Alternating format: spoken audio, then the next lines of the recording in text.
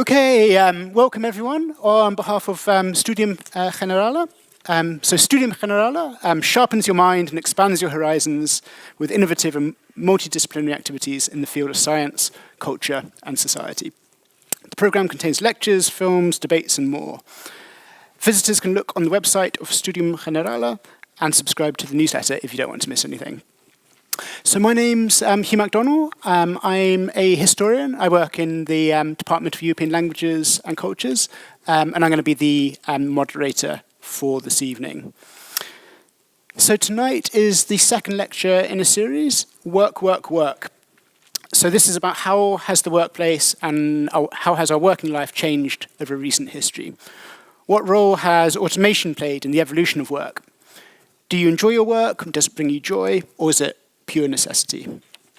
In this series, historian Jason Resnikoff last week, tonight economists Milena Nikolova and Femke Cnossen, and next week cultural anthropologist Jelle Viering explore the origins, meaning and purpose of work and modern work.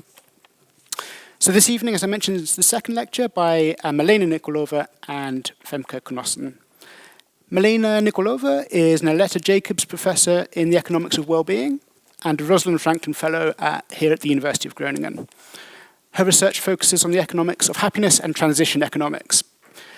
Milena's current projects are centered around the implication of technology for workers' tasks and workers' well-being.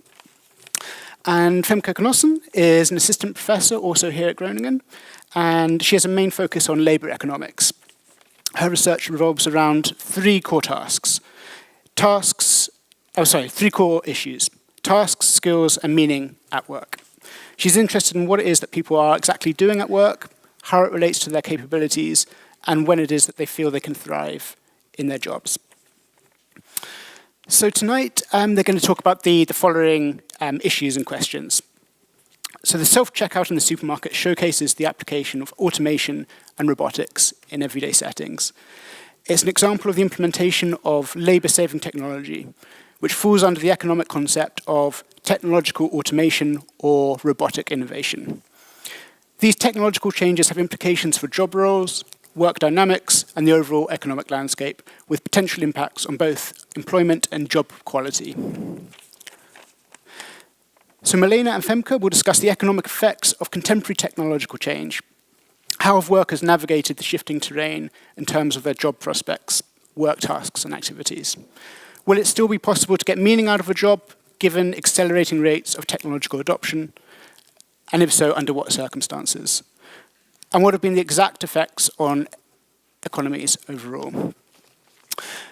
So the plan for this evening is the following. Milena and Femke will give a lecture together for about an hour, and afterwards we'll have half an hour for questions. So please save your question for the Q&A bit at the end. Okay, over to you, Femke and Milena. Oh, let's see, does this work? The microphone, great. Well, thank you very much, Hugh, for this very kind introduction, and thank you all for being here tonight on a cold Monday, January night. Hopefully you will be enjoying our lecture. So for those of you watching online, I'm Milena Nikolova, and that is my colleague Femke Cnossen. And tonight's journey has 4 parts. And Femke and I will be taking turns in speaking. So in part 1, I will delve into how progress and fear have always intertwined historically when we have talked about and thought about how technology affects our lives and our work.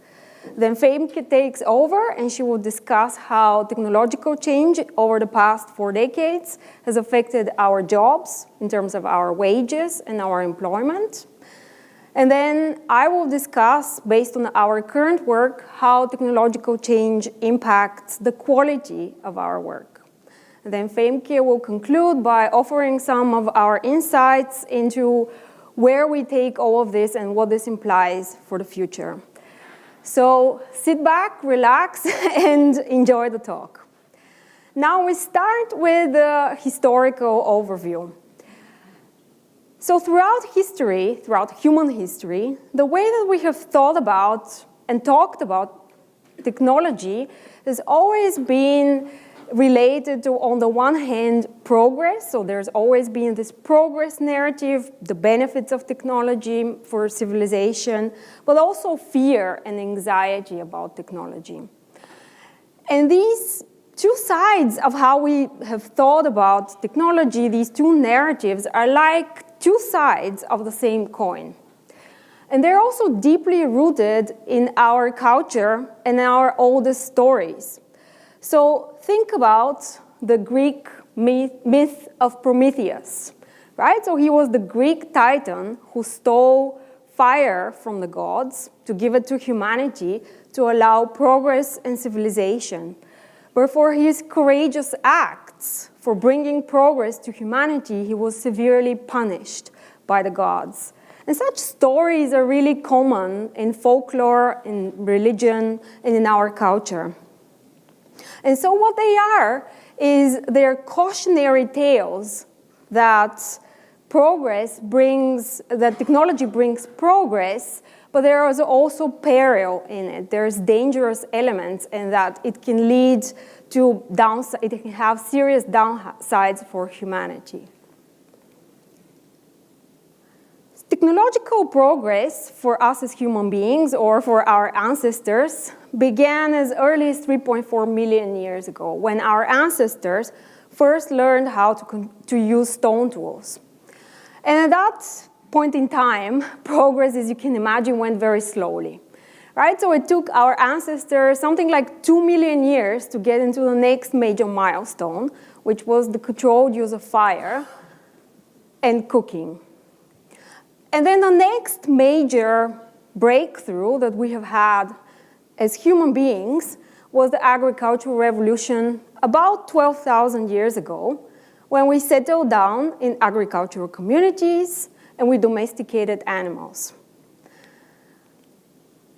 Since the Industrial Revolution, since the mid-1700s, technological progress has been going at an unprecedented rate when we look at it from a historical lens. So the first Industrial Revolution, which was roughly about the use of steam power and the organization of work into factories in the mid-1700s, it took us only 150 years to get from there to the second Industrial Revolution, which was roughly about the use of electricity, among other accomplishments. And then it took us only 100 more years to put a man on the moon. So a remarkable pace of technological progress. And since the 1960s, we have had the beginning of the digital revolution, which really sped up in the 1980s, 1990s, when we had widespread adoption of computers. We have had the internet, or World Wide Web, if you want to refer to it that way. We have had adoption of robots in different industries, and we have had now the latest advancements related to generative AI. And of course, in 2022, we got everybody's favorite, ChatGPT. But so you can see here on this timeline how massively quick progress has been since the Industrial Revolution. So the pace of technological growth is something that is very new, thinking about it from a historical perspective. But let's go back to this narrative that I talked about related to fear and progress. So what we know from research that has been done on analyzing the texts of books written in English, German, and French is that the narrative associated with progress as related to technology, so the benefits of technology, has been on the decline since the 1960s. So more or less since we saw the beginning of the digital revolution. At the same time, since the 1960s, we have also been seeing that the frequency of how we talk about technology in books, in terms of fear and anxiety, has actually been on the rise. And so these sorts of questions that we are wondering about and we are worrying about related to, will the machines steal our jobs? Will they destroy our lifestyle? Will they damage the quality of our work? Those are questions that have been asked throughout history. And for example, during the first industrial revolution, we have a very good instance of that. So think about the Luddite movement in England, beginning of the 19th century.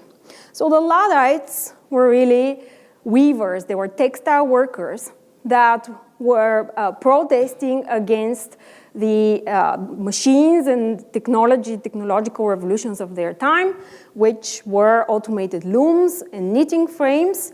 And the way that, so they were destroying machines for many years on record because they thought that these machines were destroying their lives and livelihoods. And there are also many current examples of rage against the machine and fear. Think about what happened just last year in Hollywood, the writers and actors strike for something like half a year. And one critical moment in recent fears that have been stoked about the implications of technology and this rising fear narrative was maybe a paper that some of you remember. It's the 2013 paper by Oxford researchers that claim that over the next 10 to 20 years, 47% of US jobs are maybe at risk of computerization.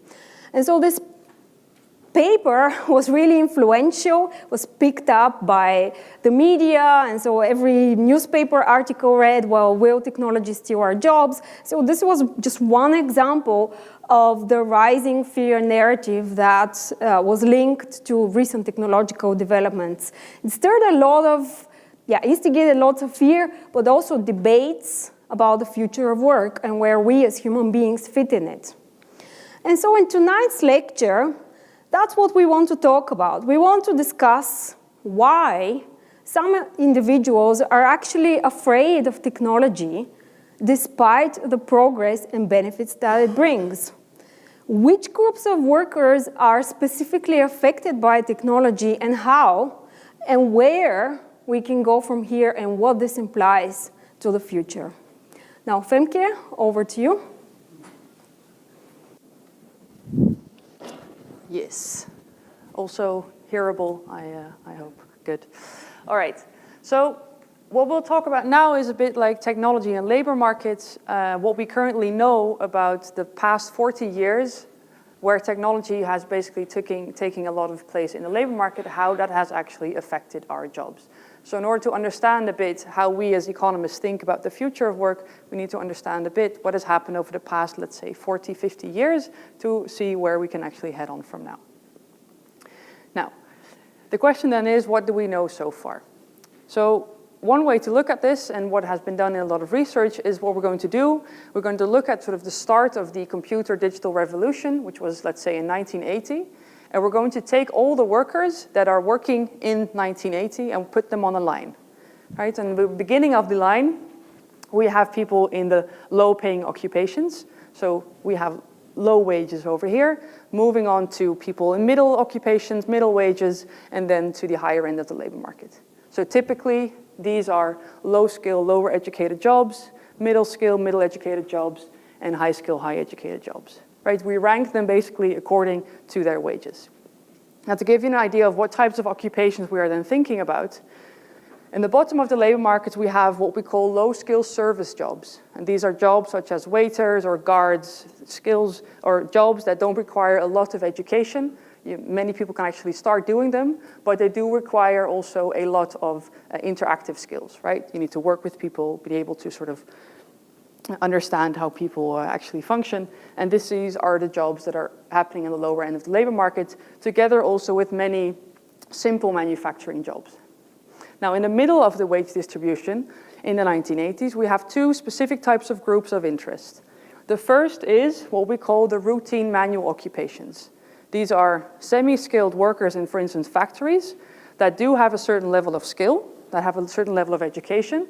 They also have pretty good wages, especially in the 80s, but they perform tasks that are relatively repetitive and that are easy to automate by machines. We will see later on. So this is a group of workers that does quite well in the 80s. There's good jobs in this, there's a lot of employment in this, but their tasks are actually at risk of being automated by machines. The other group in the middle is where we find what we call routine cognitive jobs. These is, for instance, clerical work, working with forms, processing data, reading things. And these are occupations that, like bank tellers, that also pay relatively well, are like middle-educated, middle-skilled jobs in the 80s. But also these are quite routine intensive. So there's a lot of repetitive inventories, stuff that you need to do in these jobs. Now at the higher end of the wage distribution, we find high-paying, high-educated jobs, such as scientists, executives, all kinds of professionals, managers, jobs like this. Right? These require a lot of abstract thinking, problem solving, and this is where we find these types of occupation. Now, what research on labor markets, what labor economists tend to do, they look into employment statistics. So how many employment do we have in certain occupations and how does this change over time? So what they did, for all these groups, you can calculate what the employment growth is from, let's say, the 1980s to the early 2000s. So throughout this entire period of the rise of computers, see which jobs have actually seen an increase in employment, which haven't changed or even declined, and which have seen the other side of the increase. Now you may guess already a bit by the way I'm talking about these occupations that this is the pattern that we get if we calculate these employment growths. So over the past decades, we've seen increases in the lower tail of the labor market. There's more employment, relatively speaking, in low-skill services than we had in the 1980s. On the other end of the labor market, we also see increase in employment. There are much more people working with college degrees into high-skill occupations, high-paying occupations. These are good occupations. Right, they pay relatively well, and they need a college degree or university degree, and the people in these are technically, a lot of the time, working with a lot of skills, mostly abstract, problem-solving, non-routine skills. Now, in the middle is actually where the interesting thing happens, because we see a relatively no increase in in employment in these occupations, and some occupations even a decline. So these were occupations that were particularly affected by technology. Now, this lower end of the labor market is in part where we find many of these simple manufacturing jobs, and these have been replaced. But the increase in the low-skilled services has often been attributed to also this rise of these high-skill professionals who require more services. Right? They go to restaurants more often. You need guards and all kinds of things for events that they go to. These typically also take place in cities. So cities attract a lot of high-skilled workers who are earning more and more and more due to being able to work with technology. They take a lot of employment with them from low-skill services, but in the middle, we see a relative decline in employment in these types of occupation. Now, this is a process that we refer to as job polarization or employment polarization. Right? Growing employment in the tails of the labor market, but not in the middle. Now you can already see that this brings some complications, right? So, for instance, if you start on the labor market in a low-paying job and you want to make your way through to the high end of the labor market, this middle part that was often used to sort of step up as a stepping stone to step up to higher-paying jobs is also fading away, right? So you get this dichotomy, this two-sided labor market with good jobs on the one hand and bad jobs on the other. Now, what happens to the people in the middle? Two things can happen. The first thing is that many of these workers are now competing for jobs in this lower end of the labor market. This is driving down wages on the lower side of the labor market, even though there is increased employment because of this increased competition. There is also a group of workers that is able to move to the higher end of the labor market. These are skilled craft workers, for instance, or people who have the right skills. Now, one of the interesting questions is then, of course, who are actually these people? Who are the people that are able to move to the higher end of the labor market, even though the tasks that they initially used to do were often automated? Now, this is one of the questions that I had in my work. What is the question basically? What is the right skill basically to learn in order to make sure that you end up in the higher end of the labor market? Now, this is a question that I started actually in my PhD and been working on quite some time now. What I looked at is, let's see what MBO students, so students in vocational curricula in the Netherlands, are actually currently learning. Right, these are middle-skilled workers, middle-educated workers. to see what they are learning. We're going to analyze their curricula and see what are the types of skills that actually make sure that people have a good start on the labor market. So I used machine learning techniques because I don't want to read 300 plus curricula. I can use technology to do that, to complement my own work, because I'm one of the people right there that can use technology to make myself more productive, to see what are the types of skills that are currently being described in these curricula, and which are, by connecting them to the employment outcomes of the graduates, what are the types of skills that currently provide good starting wages on the labor market. And what I find is that mostly social skills and management skills are the right skills for these groups of workers. These are still providing good opportunities for working in the high-skill service sector and in relatively higher-paying jobs. Now, this idea of job polarization has been attributed to technological progress. The idea that technology can basically do a lot of routine-intensive tasks, and these routine-intensive tasks take place in the middle of the wage distribution. And this is where we see this growing gap due to technology. Now, the question also is, we have really different type of technology.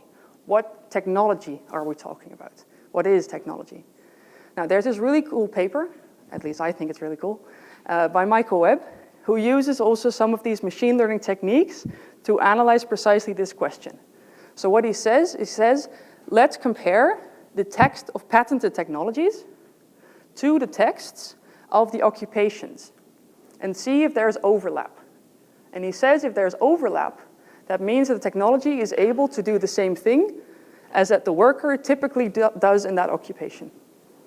So if there's overlap, it means you're more likely to be replaced by the machine. Now, you can get all kinds of scales for these occupations to calculate basically the share of task overlap to see what is the relative probability of being replaced by the machine. So the first technology that it does this for are robots. Now, robots are relatively good. We think about industrial robots that we see in, for instance, car factories. These robots are really good under these manual movements, right? Routine-intensive manual movements, lifting boxes, doing stuff that we as workers can do, factory workers, but it's really easy to do as a machine. Now, again, we have this occupational wage rank, similar as we saw before, and let's see where the task overlap is between robots and workers. Now, robots mostly overlap with these simple, automatable, routine, manual tasks that occur in the lower end of the labor market. This is what robots are relatively good at. They are routine intensive, they can do manual tasks, so these are the jobs that will take over. He also did this for software technologies. And then the pattern actually looks like this, because software is able to do slightly more complicated things. So they will also take over slightly more complicated tasks that occur more in the middle of the wage distribution. Now, and he shows in his research that this task overlap actually explains quite substantially why some occupations have seen declining employment and some others have seen growing employment. So what we learn from what technology actually does to labor markets. Technology does essentially three things. It replaces tasks, and in the case of the technologies that we've seen so far, these are routine-intensive tasks, either cognitive, so reading forms, or manual, such as the robots in industrial robots in factories. These are the tasks that are being replaced. If you're in an occupation that requires you to do a lot of the tasks that are actually able to be replaced by machines, you'll see decline in employment in these occupations. Technology also complements existing tasks, right? So my work as a researcher is complemented by machine learning techniques that allow me to read through 300 plus curricula, right? I can analyze the text using the machine, and they can draw out patterns for me. Now, the other thing is, and that's also really important in how we're going to look at the future of work, is actually that technology also creates new tasks, things we cannot even think about, we cannot even fathom, right? This is also a really important contribution of technology. And often, we only talk about this task replacement. This 47%, this task overlap, is only about task replacement. But some tasks are actually going to be much more efficient because of task complementing, and some tasks we actually didn't even do yet. And these new tasks are probably going to provide to be actually very relevant into understanding what the future of work is going to look like. So to talk a bit about that, Milena will actually talk about our work that we're currently doing, where we're trying to disentangle these three processes and see how job tasks are currently changing by, for instance, robots on the labor market. So the floor is yours again.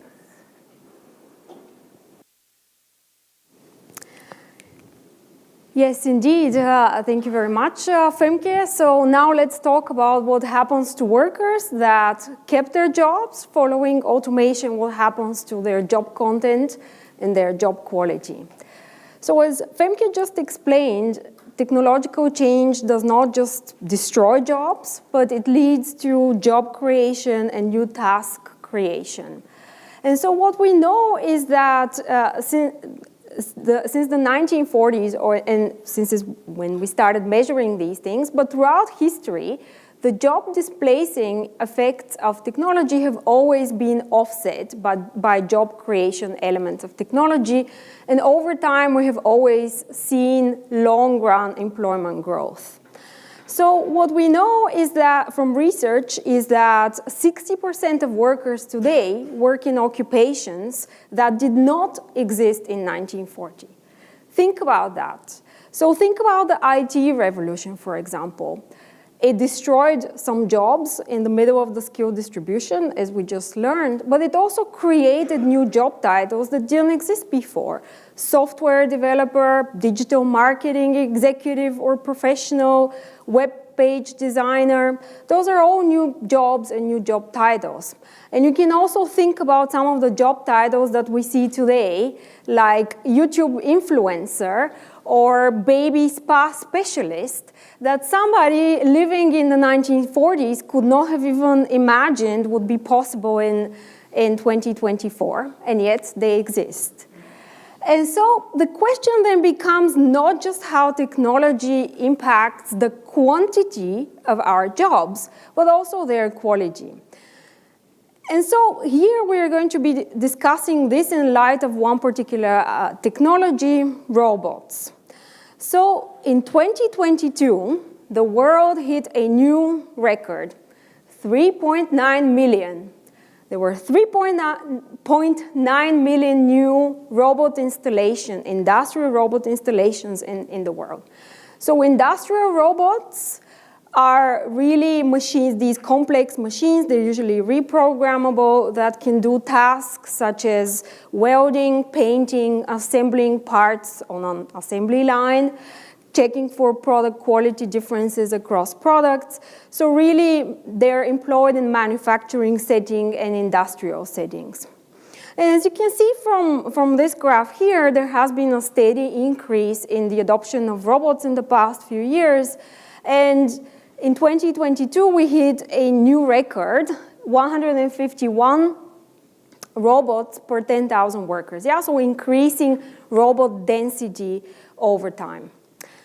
And that has led to some sort of a global robotics arms race of sorts. And the countries ahead of the race are South Korea, Singapore, and Germany in Europe. So where is the Netherlands in this arms race? Well, with 248 robots per 10,000 workers, it is doing better than the EU average, which is 208 robots per 10,000 workers, but it's behind Germany. Yeah, so let's think of it this way. And so this rise in robots has naturally led to a rise in scientific inquiry into the topic, an explosion of sorts, if you like. And so we have also contributed to some of these studies looking at the impact of robots on job quality in labor markets. But so before we start looking at how robots are actually impacting our job quality, it's useful to think about how they impact the tasks and our job content. And so, like good scientists, we gave this question to ChatGPT, and we asked it, okay, how have robots impacted the tasks that people do? Respond giving a picture. So here's the before picture. So you have technology, so workers are working with computers, there are lots of boxes, there are colleagues in the background. Great. Now, after robots are introduced, you see a lot fewer workers in the background, and then some of the workers are altogether replaced by robots, and they take over some of the tasks. Now, of course, we didn't just stop here. We did our own work into this, and at the starting point of this work is this conceptual framework whereby workers perform a bundle of tasks. Yeah, so they do routine tasks, which are these repetitive, monotonous tasks. Think about filling out the same form for each product over and over. And then you have manual work, which is back-breaking, physical work, lifting boxes, working in tiring positions. And these industrial robots have a competitive edge over us humans in those sorts of tasks. Then you have also more abstract tasks, more problem solving, dealing with complex situations, unforeseen problems. And so robots are not really good with dealing with those sorts of tasks yet. And then at the end, we also have social tasks, so interaction, so communication with colleagues, with customers, with students, patients, etc. So industrial robots are not yet good at dealing with that either. So humans have a competitive edge in abstract and social tasks, and robots in manual work. And so what do you think, given what we have just told you, what do you think would happen to workers' tasks when robots are introduced? So let's do a show of hands. Let's talk about manual tasks, so the back-breaking physical work. Who thinks that robots will reduce the number or share of such tasks? Yeah, good majority of you. Who thinks that the robots will increase those tasks? Okay, Richard, just to be, okay, good, interesting. What about routine tasks? Who thinks that robots will make work more routine? Okay, some of you, interesting. Who thinks that robots will make work less routine? Okay, some, okay, others are undecided. All right. Let's shorten the suspense for you. So we put this to the test using data on 20 European countries and 14 industries. And we have data on robots, and we have worker-level data that has information such as, for example, workers' age, biological sex, their education levels, occupation, their skill level, and their industry of employment. And so we use this information on the industry of employment to merge the data on robots with the worker-level data, and we perform statistical analyses on these data. And so here it goes. What do we find? Now, those of you who thought that manual work, so back-breaking physical work, would decline after robots are introduced were correct. And that's not very surprising, right? So that's the kind of tasks that robots have been designed actually to perform. However, what we find, interestingly, is that for individual workers, routine tasks increase following robotization. So work becomes more mundane, more repetitive, and more dependent on the work pace of a machine. Unfortunately for workers, the bad news does not stop here. There are also fewer opportunities to interact with others, so work becomes less social and less abstract, so fewer opportunities to problem solve and solve complex problems. I see some of you are wondering, how is that possible? Now, tonight, we'd like to share two explanations with you. So how is it possible that robots make your work more routine? Well, there's the first explanation, which relates to this last bit. So what is that? Well, some parts of the production process are hard to automate. Why? Well, because it is difficult for us as human beings to explain what is actually necessary to perform them. And if it is hard for us to explain what are the steps that you need to take in order to perform a certain set of actions, then it's difficult for a programmer to write lines of code that will tell the machine what it has to do. Think of breaking an egg over the edge of a bowl. Right? So how do you do that? Well, we know intuitively how we do it. You break the egg, and maybe you separate the yolk from the whites.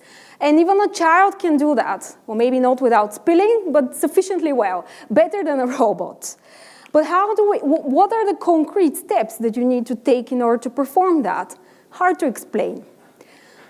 So if robots then perform the tasks that are easy to codify and easy to program into a machine, then we as human beings are left with the last bit of tasks to do. So we have a smaller range of tasks to do, a smaller variety of tasks, and as a result, we perceive those tasks to be more dull and more repetitive and less interesting than before. So maybe some of you are familiar with the so-called Polanyi paradox. This is linked to that. And then there's another explanation for what is going on, which is this tending to the machine. So when robots are introduced in the production process, human beings oftentimes have to follow the work pace of a robot.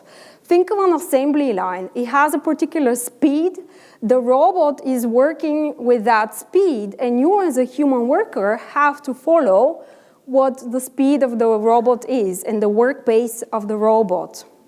And so there's also lots of tending to the machine. So if you're working in an Amazon factory, for example, the robot moves and you have to move around with the robot and follow its work pace and maybe tend to it when it's, for example, not working well. And that leads to a lot less interaction with your colleagues, a lot less opportunities to problem solve, and a lot fewer opportunities to engage in interesting work.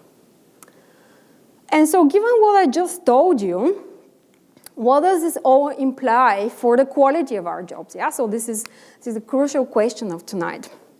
Well, before we show you the actual results, there's one way maybe in which you can think about these effects, given what I just told you we found. So on the one hand, if robots take over these dirty and dangerous back-breaking work, physical work, so if they clean sewers and do unpleasant tasks, then maybe we as human beings are left with more interesting tasks to do and we can derive better job quality. So maybe that is a way for us to increase the quality of our work. But on the other hand, if robots take over the interesting tasks and leave these micro tasks to us, the last bits that they have not yet learned how to do, then that is actually bad news for us. It means that our work becomes less interesting, less meaningful, and less fulfilling.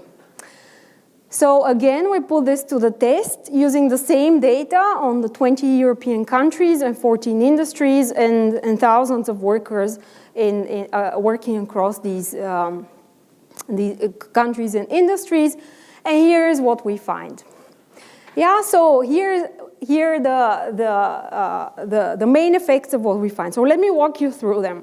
So what we find is that robotization is essentially bad news for all job quality indicators that we study. So robots make work less meaningful. So people think that they derive less meaning and purpose from their work. Their work is not contributing meaningfully to society, and they find less fulfillment in their jobs after the introduction of robots. They find that they don't have as much autonomy and discretion over their work once robots are introduced. Their competence, so their ability to use the skills that they have, diminishes, and their relationships with their colleagues in the workplace is damaged. So how big are these effects? Well, for the average worker who faced a rise in robots over the period that we study of 390%, you see that work meaningfulness declines by about 3.5%, autonomy by 4%, competence by almost 3%, etc. So these are rather sizable effects. So the means here, this is standardized to have a mean of 50. Yeah, so these are relatively big effect sizes. The question is, are there any groups of workers that actually benefit in any meaningful way? Are there any differences across the workers? Yes, there are differences across the workers, and no, there are no groups of workers that actually benefit. So let me tell you about that. So what we find is that the effects, these average effects, overall effects, are even worse for workers stuck in performing routine and monotonous tasks. Yeah, so the negative effects of robotization are even worse for those groups of workers. However, workers that have higher levels of education and are more in control of the technology, so if they, for example, work with computers, those sorts of factors can cushion, they can reduce how bad the negative impact of robotization is on job quality. So they don't fully offset the negative impacts of technology, but they make the effects smaller. So they cushion some of these negative effects. So in a nutshell, I end on a rather pessimistic note, which is that robots, well, the positive thing is that our work becomes, less physically intense, but at the same time more routine, less purposeful, and less self-directed. So workers have less agency over their own work. Some factors that cushion this are being in control of the technology and education. So now let's see where we take all of this and what this implies for the future of work. Now, Femke, over to you. Yeah, so the question is my story going to be positive or negative? All right, let's see. The future of work. So what we do in our work is we see, what is it that robots actually do to job quality? And before I've talked to you a bit about what technology does to employment and wage inequalities, right? So both have had positive outcomes and negative outcomes, but many workers have been affected negatively. Now, what is different this time about AI? So the next technology that's basically on the brink of now entering and strongly affecting our labor market is AI. Now, this is an AI-generated image of the drug Halicin. Now, Halicin was discovered in 2019 in MIT using a new revolutionary way of thinking. So instead of scientists thinking of new combinations, new compounds, and testing these combinations in order to find a new drug, what they did is they used more advanced machine learning techniques that just grouped all kinds of compounds together to see whatever pops up, and that's going to be the medicine. And using that technology, using the machine learning, they actually found a new type of medicine, a type of medicine that scientists have not been thinking about before, actually. So the machine now comes up with something that scientists couldn't think of themselves. And this is something that's going to be truly interesting about artificial intelligence and the further benefits and the growth of machine learning into our lives, because before, a lot of the time, technology used to mimic what we were doing. Basically, it does the same as what we are doing, but now we tell it to the machine, you are now going to do this. In the case of AI, increasingly, AI is going to come up with things that we couldn't have even thought about, that we couldn't fathom, especially if we go into the age of generative AI. Now, that's something that can be actually completely different, and to tell you the truth, we have no idea what's actually going to play out. But we can make a few guesses. So if we go back to the story that I told you about this research, right? We know what robots do, we know what software does, and these technologies have mainly been contributing to the inequalities on the lower end of the wage distribution. Now, guess where AI is going to bring us? Where is the task overlap between the things that artificial intelligence can do across the wage percentile? And you get a figure that goes like this. So for the first time, AI is actually very different from what we've seen so far. AI actually has a lot of things, the capabilities that overlap with high-skilled occupations. Now, who of you has a university or a HBO degree or higher? Exactly. So this is very nice. Yes, what I hoped for. So this is the first time that these technologies are actually able to take over our jobs, right? Because of the task overlap between AI and the things that we do at work. This is also the first time that we as university teachers have to teach our students to a world where they're going to do things that ChatGPT, for instance, is now able to do. So how do we do that? How is it changing our work? So that's the main question, right? How does AI affect our work? And already at this moment, AI is strongly affecting our work, right? This image is AI generated. The font that you see here is chosen by ChatGPT. The colors used in this, the whole presentation, all chosen by ChatGPT, including the secondary colors. That's my conversation here. So I asked him, give me a color that exudes technology, and then give me secondary colors that fit with that theme and with the background color. And then ChatGPT gives me, well, you need to use light blue, and that's this color code, because it contrasts well with the blue-gray background and adds a touch of freshness and technology, but also an emerald green, because it symbolizes growth and innovation, and it complements the blue-gray background while providing a lively feel. So I hope that we succeeded in that. So already, we see how AI affects our work. And this, of course, is a bit of a joke, but in effect, you can already see that a lot of the things that we're doing are actually strongly affected by AI. Now, one example is, for instance, the creation of this image, right? Normally, a digital creator would have to have a lot of education, learn a lot of skills in order to make something like this in Photoshop, right? Now, what we do is we just send a prompt to AI and say, make me this picture.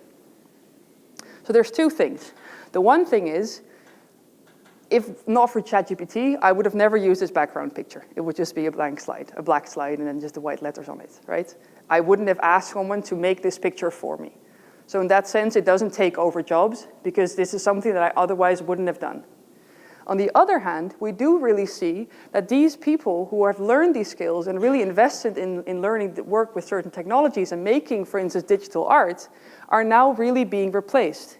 People can just type a prompt to get an image like this. It is expected that 90% of digital engineers, for instance, making animation movies, are going to be replaced by AI by the next 5 years. You can understand why Hollywood writers are really, really fearful of AI, because you really cannot disentangle sometimes scripts that are made by humans or scripts that is made by AI. So again, we have the same story. We have task replacement, where technology is now able to do things that basically we used to do, such as designing images or writing scripts. But on the other hand, it can also complement us. For instance, in making presentations work with images. Now, the question is then also where to go actually from here. There's a few things that actually can happen when AI if we talk about sort of these inequalities that you've seen here. That's the last thing I do want to say about this. I think that's quite important. What is expected basically in AI, due to AI, is that the inequality between the high-skilled and the middle-skilled might actually decrease because of AI. The idea is that if you're a good writer, you do not need to go to ChatGPT to actually ask them, write this piece of text for me, because you're a good writer. However, if you're a very poor writer, a mediocre writer, it's now very easy to write really good text. And as a result of that, it might be the case that lower-skilled, middle-skilled workers may actually catch up to the high-skilled who have actually benefited most from technology over the past decades. So this is sort of like the positive ending, that it might reduce inequality and actually help the middle-skilled to catch up with the rest. It's negative if all kinds of tasks are replaced all across the board. All right, so that's the predictions. So where do we go from here? So basically, there's 3 ideas that we should focus on, think about whenever we want to sort of make sure that the labor market works for everyone so that everyone can thrive in the labor market. The first is the growing importance role of the labor voice. We are currently living in a world that is strongly deunionizing. Like many of the strong manufacturing industries that had strong unions are declining, and the service industries, which are growing, have seen lower levels of unionization. This is a pattern that is currently going on. The individualistic labor market also has its effects here. But actually, it's going to be really important to make sure that technology is adopted in a democratic way in workplaces in order to actually make sure that there is going to be job quality for everyone, that we can have meaning, autonomy, competence in our work. This is why writers strike, because it's going to be very important that we have the rights to make sure that we have work, even though there is technology that is able to do it. Right, so this importance of the worker voice is going to grow even more in the coming decades. The second is the point of teaching the right skills. So our schools currently are maybe not always teaching the right skills. We've seen this already when I was, for instance, working on the paper for the vocational graduates. We see a lot of vocational graduates being trained for very routine occupations, occupations that prepare for jobs that are actually in decline. Similarly, now actually in universities, we're also increasingly going to see occupations, studies that may not prepare for the labor market in such a way because they are actually learning a lot of skills that AI is increasingly able to do. So defining what the right skills are and also using ChatGPT and AI efficiently in education is going to be more important than ever. So that's a bit of the way how you can think of going forward. And then the last thing is the most economic part, basically, of thinking about this, is we also need to have an effective tax policy. The idea of technological progress, in the economic sense, is that it's becoming increasingly cheap to have technology. If it's cheap to have technology and relatively expensive to hire a worker because of all kinds of taxes and everything, it's also very attractive to hire rather than a worker.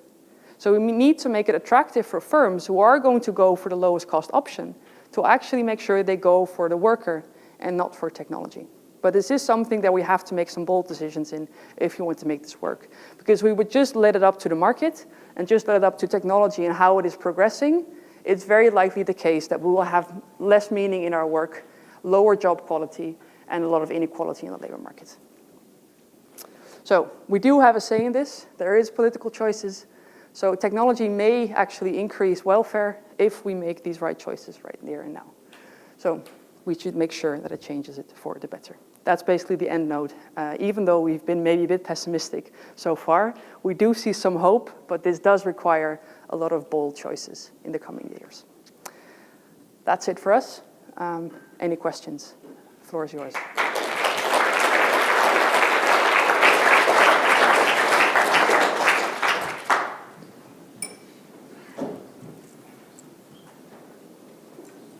You want to? Yeah.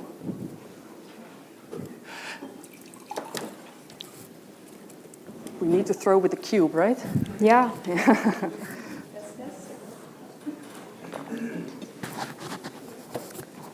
I think you throw it, but Mia, you should be able to speak. Is it? Yes, Yeah. yes. Yes, it works. Great. Yes, thanks very much, Milena and Femke, for a fantastic talk. Any questions, and I will come up with the cube. The cube.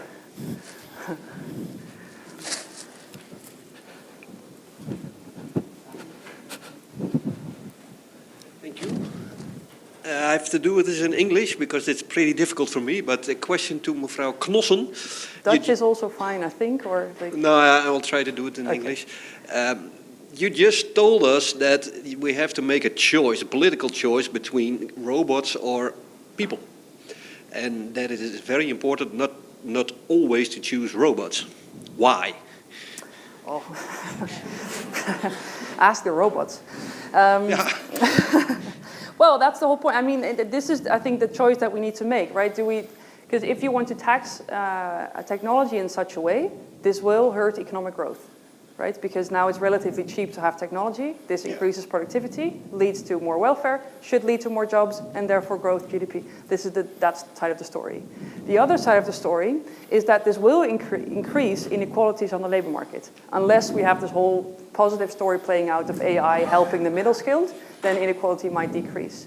But if we want to make sure that everybody has good jobs, we might need to really think about how we sort of tax robots and how we tax labor. Yeah, I don't think you will be able to find a manager that says, well, if I have a choice between a cheap robot or an expensive worker, I'm going to choose the expensive worker because Exactly that's the the green point. thing to do. Exactly, yeah, so we need to make that cheaper. That's exactly the point. Yeah. And another point is, if I understood correctly, a robot takes over the job, the dull jobs, mainly dull jobs. So who wants to do that anyway?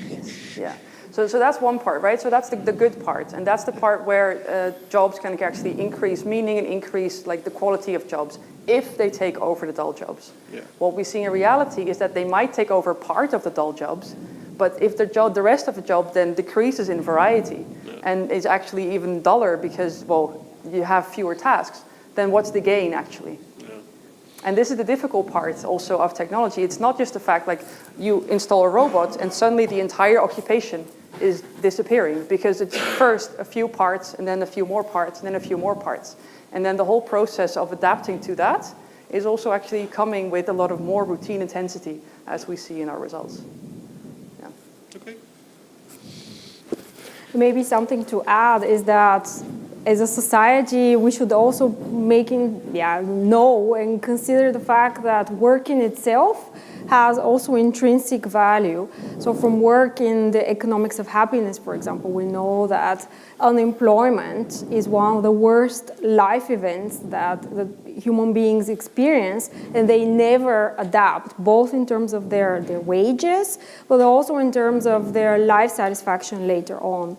And so we also have to think about having work as such, yeah? So sometimes you have these famous phrases of you have to pay men to dig holes and another set of group of men to fill them just to have work. So of course it is important to have work, but it's also important for intrinsic reasons, but also we should make sure that the quality of that work is preserved. Hi. I have two questions. I think my first question would be a bit related to what you were saying about the cushioning effects of education. So we also know from this literature that this job polarization also has effects for political polarization. Mm-hmm. If the cushioning effects come mostly from education, what would be your sort of view on how this affects also political polarization? And my second question would be about different sectoral effects. So if you look at different sectors and different people that work in different sectors, so my initial thought would be about gender, right? If AI is in certain sectors where that have a certain gender balance or gender imbalance, then this might also have differential effects across genders. Is there anything you could say about this? Yeah, so maybe let's start with the gender question. So in principle, what we know is that robotization, so this is the work of Cevat, Aksoy, and others, is that it has increased the employment prospects of men. But now there is more new work showing that employment shares of middle-aged women have increased, but not older-aged women. But so in our work, we have tested for whether some of these employment or labor market effects also play out when it comes to studying the impact of robotization, and they don't. So we see that the effects are uniformly bad. So there's no role of gender there, so to say. And your second question is, what to do? So we know that, political polarization, is driven by the losers, more or less, of technological change, and also other big events and transformations that we have, so structural change, trade. So how do you ensure that you reduce polarization if those who can cushion the negative effects for themselves are the more privileged group? And that is the question that we have now as a society that ahead of us. So how do we organize technology in such a way that we can compensate the losers and make sure that the winners are supported in the process, but the losers are also compensated? So it's not entirely clear what would happen. As Femke said, we know that AI might reduce some of these inequalities. for the lower skilled, mediocre workers and the more high skilled. But I just learned from the IMF report that actually inequality might even increase even more, because the higher skilled are more likely to own capital, and the returns to capital are actually accruing to the high skilled. Yeah, so Sam Altman is always going to do better than the middle skilled workers. So we as a society have to institute mechanisms that cushion the losers of these processes. And when it comes to labor markets, so some of these institutions, as Femke noted, would be trade unions, collective bargaining, but also on a more firm level, things like works councils, representative institutions where workers can give their voice in how technology is adopted, and such that they can also benefit for it, and also redistribution schemes such that workers that are losers of these processes can actually be compensated. Difficult questions. Good question. Oops. You are supposed to throw it. The thing you just mentioned about people on the upper end of the scale largely owning the capital, and a lot of this technology being in the form of capital, like, it's produced for a profit, it's a commodity, and it's largely purchased by those who have the money to do so. That makes me very fearful for this prospect of perhaps people in the idea of middle, like the middle of this graph, climbing up towards the higher end, because the technology doesn't seem made or distributed to be accessible to them. It seems rather that if the people, if the work of the people at the higher end is affected, it's going to be pushing them down rather than, like, where does the hopeful prognosis come from? Of like how do you? Sorry? Oh, okay. No, so the hope where it comes from is the idea that we will see maybe a decrease in employment and demand for these high-paying occupations, and relatively maybe more increase in, for instance, prompt writers. That are maybe a bit more middle skilled, and then some of the inequalities between these occupational groups might be alleviated. But I completely agree with you. This may be a bit of a too positive, naive assumption, because indeed, just as we've seen that the middle skilled are competing with the low skilled on the labor market and therefore pressing down wages, we might see the exact same thing again. And then it's also predicted actually from this paper that even though there might be some decrease in the inequality between the 90 and the 10%, there will be still growing inequalities between the 10 and the 90 and the 1 and the 99%. Yeah, in the end, those who own benefit. Exactly. Yeah. On the same note, sorry to be a bit depressing about it, but the idea, like you mentioned, of unionization being more important than ever, I think is also paired with a lot of the technologies that have become popular, whether you'd like to call them AI or otherwise, for monitoring technologies, for example, for like food delivery apps, people who don't talk to their managers or bosses directly, but have some kind of technology in between, make unionization a lot more difficult. Like, I know that in Groningen, for example, food delivery drivers have been trying to unionize for a couple of years now, but it's more difficult. Also, you said like interaction with your co-workers is less, freedom of basically how you spend your time, autonomy is less. That all makes unionization a lot more difficult. So how do you envision, like, how could that be improved, or what can we do as workers to sort of fight back against that? Well, I would say that it's a hope that this will go in the right direction, but I do share the same fears. Because indeed technology makes us more focused on our individual tasks, more focused on like our computers and stuff like this. So it is going to be more difficult to find each other and actually unionize. This is definitely a worry. Nevertheless, it is going to be of utmost importance, because if we don't do that, then we'll just be played out against each other. Right, so we're competing with a robot. We were already competing with workers all over the globe. So this competition is really not really benefiting many of us, actually. So this is a worry, and indeed, it's going to be even more difficult to unionize, but at the same time, maybe even more important. Thank you. There's a question next to you on the other. There, yeah. Well. Oh, thanks. First question, do you want to translate my Dutch question Perfect. in English? Yes, Thanks. will do. Denk jij dat het werkloosheidscijfer omhoog gaat de komende 10, 20 jaar? Do I think unemployment will go up? Yeah. No. So why we do see a lot of, like, currently we see a lot of scarcity on the labor market. We do see that because we're growing so much more, we also need actually more workers, and we actually seem to be able to really well find new ways of actually organizing work. But whether these are good jobs, that's actually the matter at heart.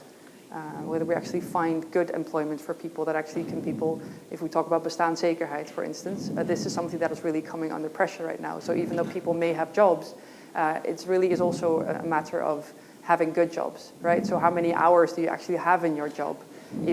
Can you live from a 20-hour work week if you cannot really afford all your groceries?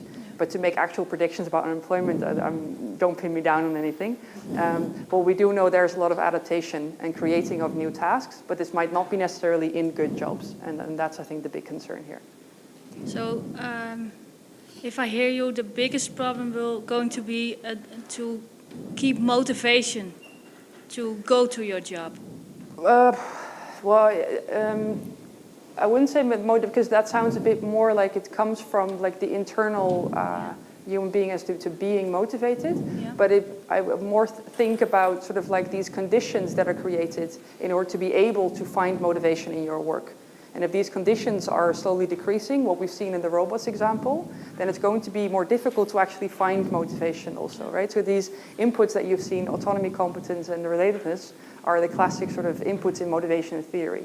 So to be able to feel like you're accomplishing something at work is going to be under pressure, basically. Yeah, okay. But good question, thank you. Yeah, May I thank add you. something on the unemployment? There was a recent study by Anton Korinek, he's among other posts at Brookings, and so essentially the answer, he said, depends on whether human capabilities will continue to outpace technological change, which is what we have seen now, or whether we're going to get AGI, so artificial general intelligence. And so he presents these scenarios, what would happen to unemployment if we, well, as human beings, continue always to be one step ahead of technology and we invent new work for ourselves, or if we have AGI in the next 20 years, or the aggressive scenario is in the next 5 years. And now a lot of big shots, including Bill Gates and Sam Altman and who not, have said that within the next 5 years we're going to have AGI. So what will happen in the next 5 to 10 years in all scenarios is that we will see a rise in employment, even with AGI, because you need the consultants and whatnot to implement the technology at the beginning. So there will be a rise in employment, and then a sharp decline, essentially, if you develop AGI. But if you listen to Sam Altman during his interview at Davos last week, he said, well, I don't think so. If AGI is developed, which he thinks would happen soon, the world is going to freak out for 2 weeks and then continue with their lives as usual. That's literally what he said. So he thinks that we will adapt to it and it won't be a big deal. So who knows, but unlikely that there will be a lot of full-scale unemployment in the next 5 to 10 years. Question here. Yeah. Maybe not.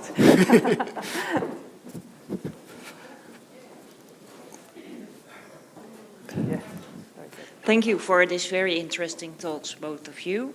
I was wondering, so there is this, like, people that like predict already for ages that the number of hours that we work goes like up to like 16 hours a week or something like that. It never came true, but I thought maybe AI is the moment. What's your view on that? No. Why not? Good. Because of this creation of new tasks and task complementing, right? So because we will keep ourselves busy, and I think, so it might be, I mean, it's a bit guessing, right? But what I think actually AI will function a lot in the same ways as previous technologies, though it is affecting different types of tasks, right? So there's a lot of predictions, for instance, that half of the whole employment will be, for instance, in the care sector, because there's always going to be work in the care sector, especially if we become older and older. and that we're just going to go to an economy that is 50-60% employment in care. But then all kinds of different care, not just like hospital care, but in other ways care for each other. We also see in the graph actually that Milena showed you that we see this large group of new jobs, new job postings in these professional groups. Many of these are actually care oriented, right? So like, for your example, the baby spa attendant. Exact stuff like this, but there's also like, I don't know, pet psychologists and stuff, right? So all kinds of new jobs that are created in the service sector that are very often geared towards helping others or pets, each other's pets, in terms of that creating new job, right? Because this wealth has to go somewhere. People will spend this wealth and they will probably demand more services. And this is where I would imagine most of the employment then comes from, these types of occupations. Okay, thank you. Am I allowed another question? Or I was thinking about versatility. So where I work, there is a lot of people doing this automated administrative jobs. And the challenge there is, of course, to like prepare them for the period that their jobs won't be there anymore. But they are also kind of maximum in their abilities to kind of do something else, also because they are working there already for a long time. What is your view on that? So how can we increase versatility of people? So to make sure that people actually are able to do new types of things, right? So training is, of course, a really important one, so that you get the right training to start doing these new tasks. We do actually see, and I think that's actually Jan's, your research, that people who are in routine occupations that are more, where you're more exposed to technology, so more likely to be replaced. We do see that especially these people take less training. Yes. So they're less interested, I think Björn, your research also shows this, right? These people are less interested in actually doing the training, whereas this is actually the group that needs the most training in order They want to just keep their job. Exactly, if they want to move into these new tasks. And this is a really big problem, even though if you want to think about like leven lang leren, lifelong learning, the idea of people going to school and to retrain to new tasks, what we tend to see is that mainly the people that don't need that are actually going to do that. So that's the point. Also, I think the stop budget, for instance, a lot of high-skilled people actually take over these budgets, right? Not the people that necessarily actually need them. So this is something that we really need to focus a bit about into how we're going to make sure that the people who need them are also going to take the additional training. And this is a difficult point. Yeah, that's my question. Yeah. If you ever find the answer, let me know. Yeah, I will, definitely. Yeah, I'll send you an email. Thank you. Just to follow up on the comment that Milena said, more wealth will generate more demand for services. What about looking at something more simpler, taxation policy? How about taxing that wealth and giving it to people so that they can work indeed 16 hours a week? And you don't have very wealthy people who demand more service for people who need to work 50 plus. So there's a lot of work on basic income, for example, as a solution. Also, Milena mentioned happiness. Happiness is also associated with high levels of happiness in society are associated with high levels of social cohesion and lower inequality. The best way to reduce inequality is to taxation, tax the wealth. Also, in the beginning of the really fascinating session lecture that you gave, you referred to low skill, low wage professions or jobs. They are low skill because they are low productivity, but maybe most importantly, they are low skill because they have zero bargaining power. So if you gave a basic income to the cleaners, they would demand a higher wage because who would do it? You know, how much would you want to be paid to clean the toilets of the building? Is it because it's lower productivity or is it because you have no choice? Yeah. So these are additional questions, food for thought.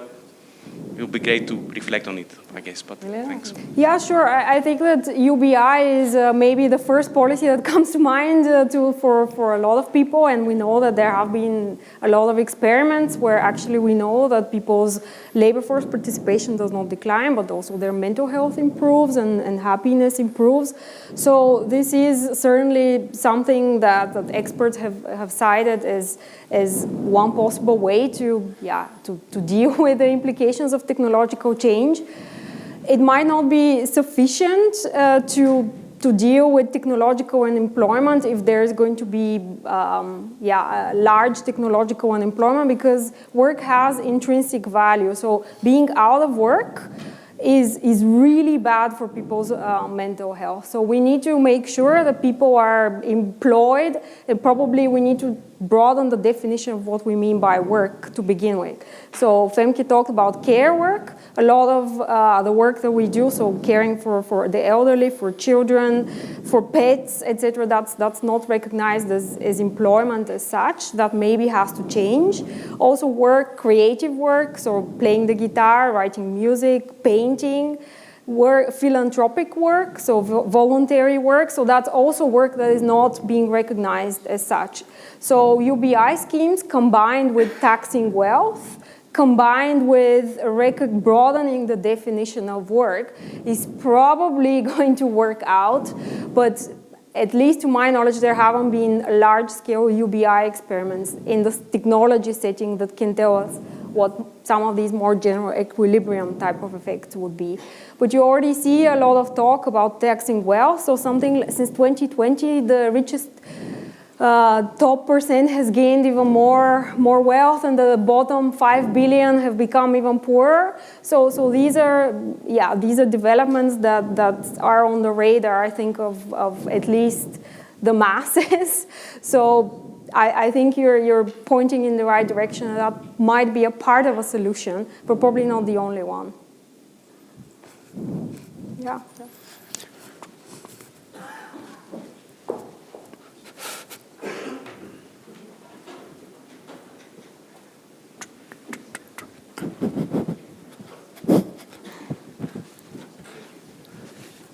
So before you mentioned something very interesting for me is like one of the best milestone ever achieved, the one of pharmaceutical engineering. Mm-hmm. So I was wondering then why not to use these systems or this technology to actually put all together this problem that we're talking about, like taxation or whatever, and then let's ask ChatGPT basically to fix it. Is it someone that already thought about this, or?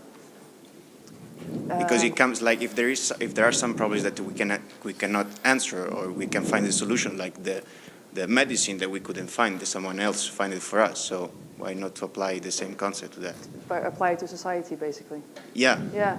Well, I think it's an interesting idea, but I think it's going to, because we don't really know how all these things will play out if you interact them with each other, right? So, for instance, basic income is a really good example of this. Many people will change their behavior in a way that we cannot really predict, nor can machine learning, because it's based on sort of like random behavior, chaotic behavior even, and see how people interact, how we find a new, what we call general equilibrium, right? So because these are processes of many, many individuals working together, it's going to be actually very difficult to predict that, and then see what happens. I do find it an interesting thought, but I wouldn't necessarily see immediately how it could have like practical implications for solving the issue here, because we'll have to see how everything plays out, because there's so many things interacting and interfering with each other. But I like the sort of idea of it. Yeah. I don't know, maybe you have. So there is nobody that actually wrote or thought about that? Not that I'm aware of, okay, but okay. you know. Any other questions?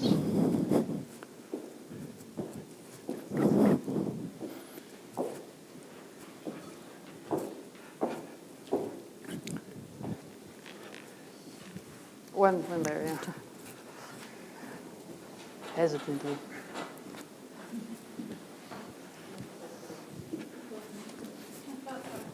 Thank you. Once again in English, I will try to do my best. I just read the book *Sapiens* from Harari. And that's about history. You started also with a history, human development from the last 10,000 years, I believe, 12,000 years. It is, if I understand correctly, the vision of the idea of Mr. Harari that every time within history, whether there was a certain technological development, the jobs of people working with that development decreased, or the quality of the jobs. Do you agree with that? Yeah, you're talking about Sapiens, I think. Yeah. There is also, I mean, that's I think by now an established fact. So there is a new book also by Cnossen and Johnson. It's called Power and Progress. So it's essentially Harari plus plus plus. There is also the new book by Carl Benedict Frey, one of the researchers at Oxford, and what they show is that actually technological progress didn't bring benefits to the people who had to live through it for multiple generations. Of the Industrial Revolution, the first one didn't bring any sort of tangible benefits to people in terms of improved quality of life or wages or job quality in any shape or form until 3 generations thereafter. Yeah, so we know that historically the adoption of technology has actually hurt workers. So one of the examples that the Cnossen and Johnson give in their book was the innovations related to the spinning jenny. That's a device that you use for cotton processing. And so that's a great thing. You can process cotton a lot faster now. Well, guess what? It intensified the slave trade. Why? Well, because you need the slaves to work the cotton fields, and they can do that, and you can work them a lot harder and make a lot more profit. So there have been a lot of examples whereby up until maybe the most recent digital revolutions, workers themselves have not benefited from technology. Only the upper class or the industrialists or those who owned the technology themselves were those who benefited on the backs of exploitation. It sounds a little bit more of a, if you will, of a Marxist explanation, but I think that's more or less what the Cnossen, Johnson and Carl Benedict Frey books show. And also, Harari talks a lot about this agricultural revolution and how it was the source of all evil that came in people's lives. So I think you're right. And yet we still continue to do it. Pardon? And yet we still continue to do, there's no stopping technology. No, but now technology, the way, first of all, it's developing lots faster, but then we're also better able to share the benefits for a broader group of people. It's still not ideal, as you show, people in the middle are not benefiting as much. But still we're better able to share the benefits real time. It doesn't take 3 generations that you don't live up until 30 years, which is what happened during my last question was, is it going to be better or worse this time? Yeah, that's the $1 million question. What do you think? I think better, but why maybe I'm very naive. No, but why is that? Well, in general, I think a new technical development is better every time, but yeah, I didn't do a case study into it. Yeah, we'll wait and see, yeah. And I think very much because of you both, we can see the negative sides and the positive sides of those effects. So keep on doing the good work. Thank you. Thank you. Oh, Eva's question.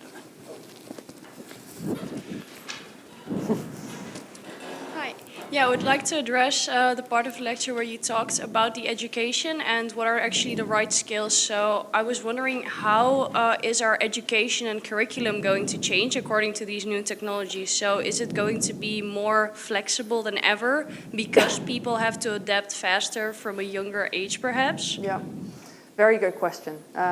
Also the $1 million question. Exactly what are the type of skills that we need to learn? So there's 2 things there. I think we're going to need to learn different types of skills, and specifically skills that we still have a lot of human advantage over. These are the social skills, management skills. It's going to be very difficult to fully automate that. But also the way we organize education, right? So we probably won't have in the future, like you have 4 years of schooling in the beginning of your career, and then you never go to school again. It's probably going to be a very iterative process where you go to school, you have your first job, you'll get some sort of training, you will go to a next job and stuff like this. Because the labor market will be more flexible and more types of dual careers that we're going to see. And the education system will need to catch up with that and how they're organizing when you're actually learning, and not only at the beginning of your career, but also throughout. So I think the idea of focusing more on skills in which we have human advantage, learning also how to use technology, and then reorganizing the structure of when you're learning things is going to be important. if that answers your question. Yeah, and then I guess I have a small follow-up on that, Yeah. because is it also going to be then the case that younger people are going to learn less generational knowledge, so knowledge that would be regularly passed over time, such as craft skills, etc., from older generations and traditions and cultural sort of things? Is that going to be partially replaced by learning from technology and like independent learning? Could be. But I think it's also these types of knowledge and skills that you need in order to acquire new skills, right? So you will need to have some sort of foundational level of whatever you're learning in order to link next steps of learning to it. So it's never going to be the case that you only learn something when you're using it for like a specific type of technology. We will still need this sort of foundational idea of learning how to learn.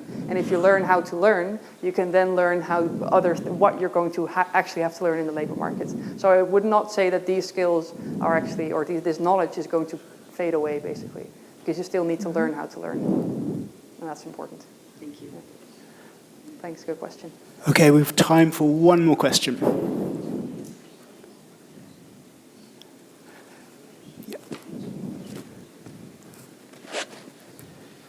Yes. Hello. So thank you very much for this very interesting presentation.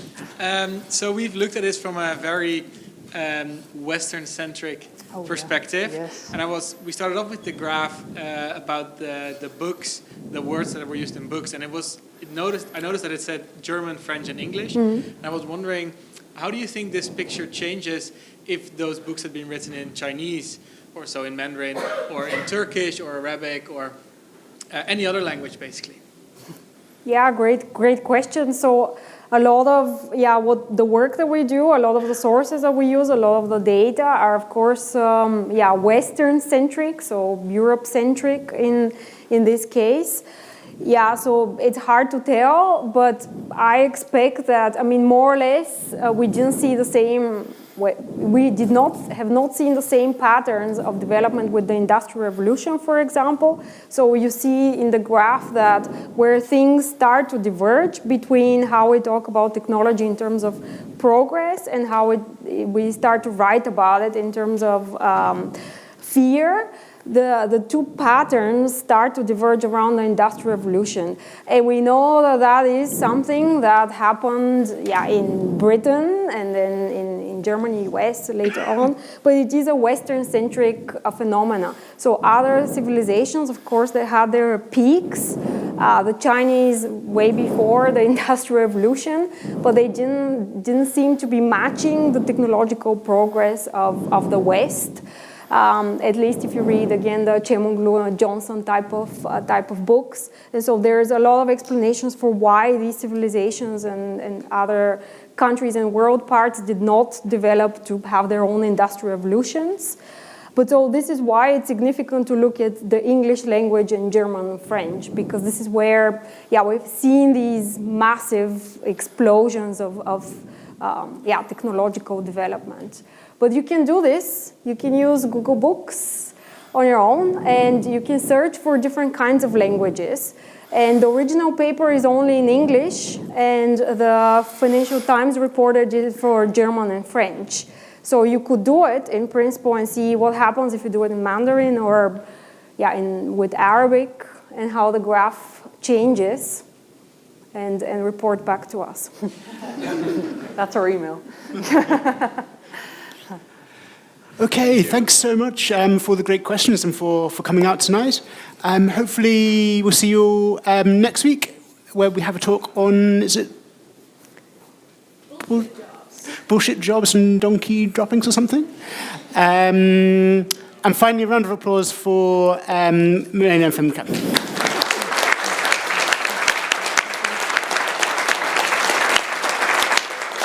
And thank you for moderating.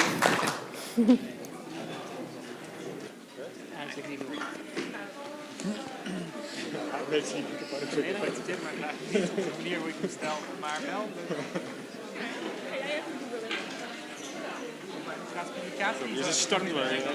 Ik zou zeggen als laatste auteur.